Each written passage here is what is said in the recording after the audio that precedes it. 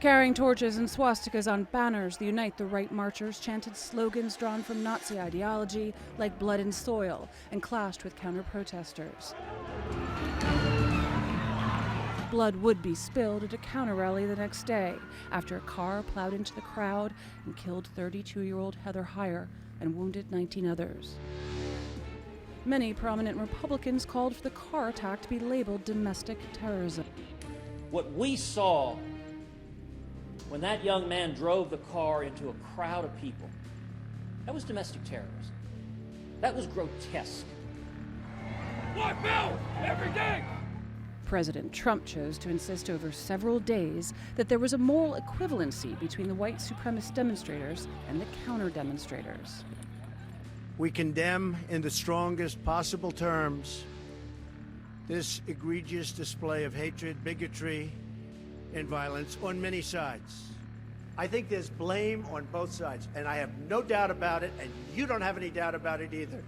David Duke, the former head of the Ku Klux Klan, tweeted his thanks. Early in his candidacy, Trump made it clear he wouldn't watch his words. I think the big problem this country has is being politically correct. I've been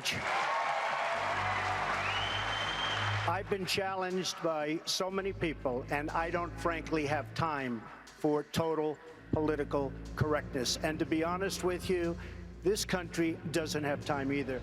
During his campaign, he dismissed allegations of misogyny and racism when called out for referring to the former Miss Universe as Miss Piggy and Miss Housekeeping. He denied that he mocked a New York Times reporter's disability. Written by a nice reporter. Now the poor guy, you got to see this guy. I don't know what I said.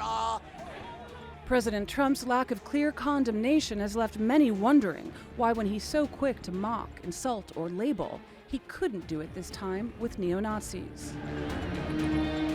It's plunging his administration into free fall. So many executives resigned from his economic advisory and manufacturing councils that the president disbanded them.